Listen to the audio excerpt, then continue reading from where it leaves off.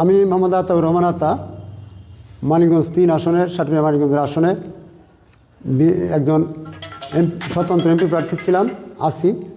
আমার মনোনয়নপত্র আজকে বাস যাচাই বাছাইয়ের সময় 1টার থেকে শুরু হয়, 1:30টার দিকে সেটা মোটামুটি শেষ হয়ে যায়। আমার মনোনয়নটা সর্বপ্রথম ধরেছিল আমাকে 1% ভোটের 10 জনকে যাচাই করে 9 জনে ওকে কইছে, একজনে নাকি বলছে যে আমি সাইন করি না, এই মিথ্যা কথা, এইটাকে বানানো, এটা একটা ষড়যন্ত্রের শিকার আমি। আমাকে ওই অজুহাত দিয়ে বাতিল করার পরে অন্যান্যদেরকে যাচাই বাছাই করার সময় যখন তাদের বিরুদ্ধে অভিযোগ তুলেছে তখন কথা উঠেছে এটা প্রাতিষ্ঠানিক, এটা দেওয়া যাবে না। এক গ্যাস অফিসার উঠছিল, আপনি আগে বললেন না কেন, এই বলে তাকে বললো আপনি আপিল করেন গা। তাদেরকে বিভিন্নভাবে সুযোগ সুবিধা দেওয়া হয়েছে। এরপর আমি যখন বেরিয়ে আসতেছি, ওই গ্যাস অফিসারের সাথে কথা বলতেছিলাম, তখন আমার পিছন থেকে এসে একদল পেটোয়া সন্ত্রাসী বাহিনী, আফরোজা খান রিতার বাহিনীর তার পিএস সোহেল এবং জাদু, নাসিরুদ্দিন জাদু, অ্যাডভোকেট উজ্জ্বল সহ এরা আমাকে আমার উপরে অতর্কিত আক্রমণ করে, যেটা আমার জন্য লজ্জাস্কর এবং অত্যন্ত আমি এটা ঘৃণা ভরে জানাতে চাই। আজকে নির্বাচনের আগে জেলা প্রশাসক রিটার্নিং অফিসারের কক্ষে যদি এই ধরনের আক্রমণ হয়, প্রার্থীর নিশ্চয়তা তার নিরাপত্তা দিতে না পারে, তাহলে বাইরে জনগণের মাঝে যখন প্রার্থীরা যাবে তাদের নিরাপত্তা কে দিবে? আজও সেই আওয়ামী লীগের মতো সন্ত্রাসী কায়দা।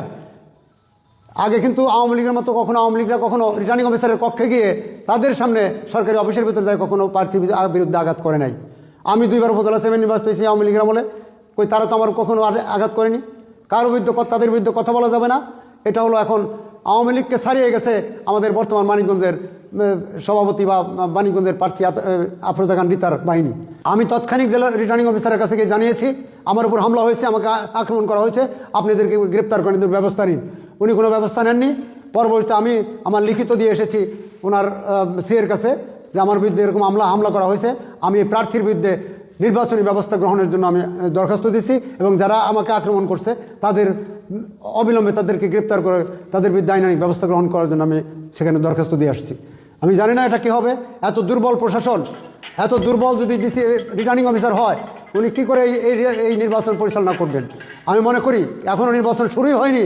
রিটার্নিং অফিসারের কক্ষে, রিটার্নিং অফিসারের সম্মেলন কক্ষে এখনই পার্টির উপর আঘাত করা হয় বা কোনো বিশেষ শক্তিধর বাহিনী, তাহলে অন্যান্য প্রার্থীরা বাইরে কী করে তারা ভোটের জন্য তারা ক্যানভাস করবে, তারা কীভাবে নির্বাচন করবে? এই নির্বাচন এখন প্রশ্নবিদ্ধ হয়ে উঠেছে। মানিকগঞ্জের নির্বাচন সারা বাংলাদেশেও কতটা প্রশ্নবিদ্ধ জানি না, মানিকগঞ্জের নির্বাচন প্রশ্নবিদ্ধ হয়েছে। মানিকগঞ্জের নির্বাচন সুষ্ঠু হবে না, এটা আমার আজকে ধারণা হয়ে গেছে। আমি এটার তীব্র প্রতিবাদ জানাই। অবিলম্বে এই সন্ত্রাসীদের গ্রেপ্তার করতে হবে এবং এই যে যার বাহিনী তার বিরুদ্ধে এই নির্বাচনী আইনে তার বিরুদ্ধে ব্যবস্থা গ্রহণ করার জন্য আমি জোর দাবি জানাচ্ছি। তা যদি না হয় তাহলে বুঝবো মানিকগঞ্জের এই রিটার্নিং কর্মকর্তা, এই প্রশাসন দিয়ে নির্বাচন সুষ্ঠু হতে পারে না, সুষ্ঠু হতে পারবে না। এখানে একটা নামকস্তি নির্বাচন, কোনো এরা তার তারই পক্ষপাতিত্ব, তারই দাস হিসাবে প্রশাসন কাজ করবে এবং বিজয় তারা জোর করে ছিনিয়ে নিয়ে যাবে পাবলিকের কাছ থেকে। এই নিরপেক্ষ যে আমার নেতা তারেক রহমান 17 বছর আমরা আন্দোলন করেছি, আমার ভোট আমি দেবো, যাকে খুশি তাকে দেবো, সেই ভোটের অধিকার নিশ্চিতটা হারিয়ে যাবে। আমাদের সেই 31 দফার একটি অংশ ভোট অধিকার নিশ্চিতটা হারিয়ে যাবে। আমরা এর তীব্র প্রতিবাদ জানাচ্ছি। অবিলম্বে এই প্রশাসন থেকে কঠোর ব্যবস্থা নিতে হবে, নাহলে প্রশাসনকে মানিকগঞ্জ থেকে অবিলম্বে প্রত্যাহার করার জন্য আমি জোর দাবি জানাচ্ছি।